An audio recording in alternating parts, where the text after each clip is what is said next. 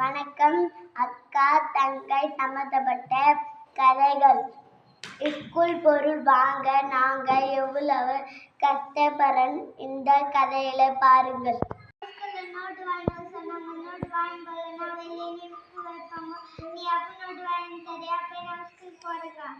சரிம்மா, நான் வாங்கி தரேம்மா. நான் ஒரு கம்பெனியில் வேலை பார்த்துக்கிறேன். அங்கே காசு தந்தோடனே வாங்கி தரேம்மா. சரிக்கா. ஐயா காசு தாங்கய்யா. நான் கம்பெனியில் வேலை செஞ்சு காசு தாங்கய்யா. தங்கச்சிங்களுக்கு நோட்டு புக் வாங்கிறதுக்கு காசு இல்லையா, அதனால காசு கழிச்சு தாங்க ஐயா.